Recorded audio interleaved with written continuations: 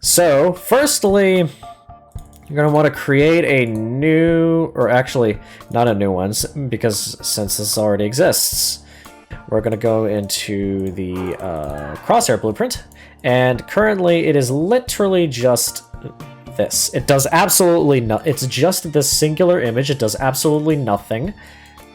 However, what we can do in here is we can do event tick. After this, we're going to do a line trace by channel. Get player character. Cast to BP player character.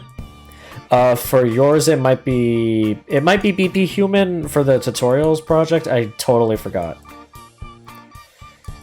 But over here, we're going to get the camera. It's gonna be, and then get world location, and that's gonna be the start of the line trace. And we're gonna, and after this, we're gonna do get forward vector as well, and then we are going to multiply this by a float, and you're gonna want to set this number to however long you set the. However long the like line trace is for interacting. So for me, that would be. Did I put it in code? I'm pretty sure I put it in code. Okay, well I put it in code. So okay, just gonna have to find this here. Don't, like I said in the last tutorial, don't be scared about me using code here. It's not required. You can easily translate this to like the tutorials project, and I don't think, interact, where is it? 200. I set it to 200. Okay. So, since I set the interact trace length to 200, I have to set the length for the trace for the cursor trace to 200. So, off of this, I'm gonna do, nope, not vector plus float. We're up. Why did it freeze? Okay, there we go. We're gonna do vector plus vector. We're gonna add these two resulting vectors together, and that's going to be the end. So for the trace visibility, what I did was I added a trace channel called interact, and that's what I use for like the for like determining what can and can't be interacted with. However, what you can do, an easy thing that you can do is just check for a tag on the resulting hit component. So like you can do so let's just do break hit results. Branch, yada yada yada, all this jazz, and then off of the hit component, you could do get component tags, and then do contains. Let's just call this interact. In fact, actually, I think I already have the tag here, so I think this works anyways. Nope, never mind. But yeah, this will be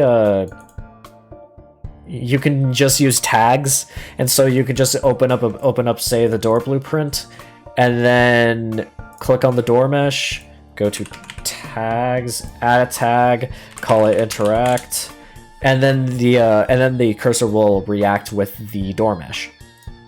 But for me, just so that I can wait a minute, actually.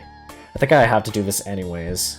I feel like I have to do this anyways because the trace is just gonna go through the door mesh, or like the border mesh. Yeah, I don't want that. So instead, we're just gonna change the trace channel to camera, and we'll just use this tags system that I mentioned. So works even better for you guys for the tutorial project, with the tutorial project at least. Basically, off of the true, you're gonna make it grow and change its opacity to like to solid, and but off of the false, you'll make it shrink and make it at half opacity. So, however, by default, we're gonna want to change the render.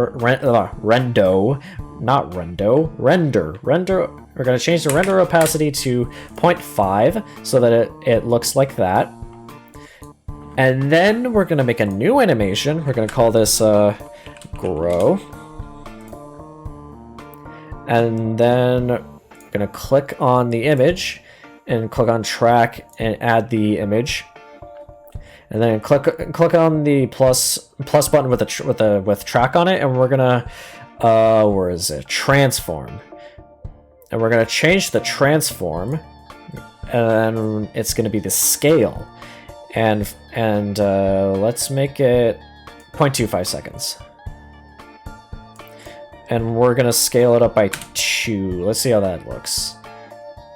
Yeah, that looks good.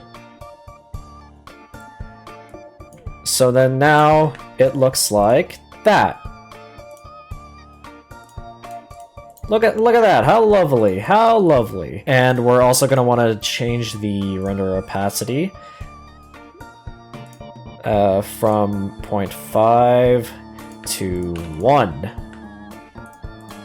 So then now it looks like that. However, I don't think we want it to be completely solid. So yeah, that's good enough.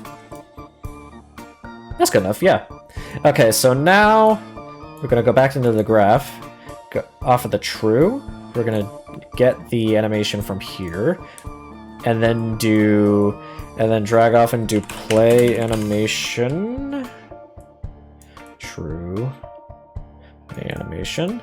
Yep, start time. It's gonna be... So for the start time, you can do things. You can do. It's called a select node, and it basically allows you to make the blueprint and the node use a certain given like a set of values for one variable or input, given a condition. But this is being set on event tick, so... Oh, wait a minute! Wait a minute! Number of loops to play, 1. This means it's only gonna play once. At least I think so. So let's just go ahead and delete all this, and just see what happens. Let's just see what happens.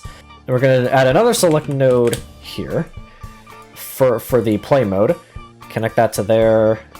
Oh, I forgot to set the variables here. So basically, we're gonna make the start time do is actually, since play mode already has a reverse option, we don't need to set the start time here. So we really only need to select the play mode. So we want it to play forwards. In other words, we want to make it grow when this returns true. So that's already set for here. So set here. So that would mean we would want it to play in reverse when it is false. Okay. So now, just to test, let's do the thing I did with the door. Let's add a tag, interact. Okay, that's what I thought.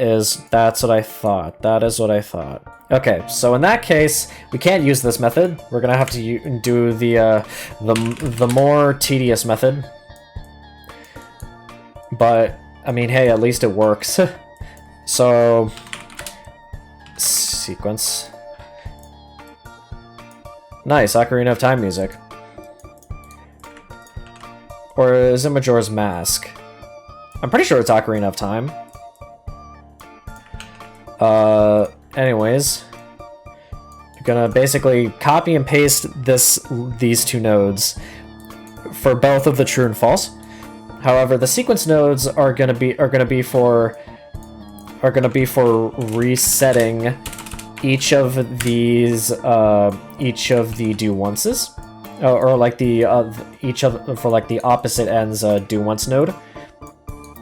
That way, anytime that each of these are being triggered, it will only be triggered once. So, false, reverse.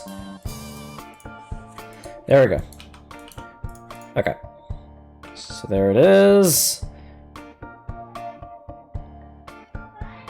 There it is! Hooray! Look at that! Oh, right. Okay. we don't.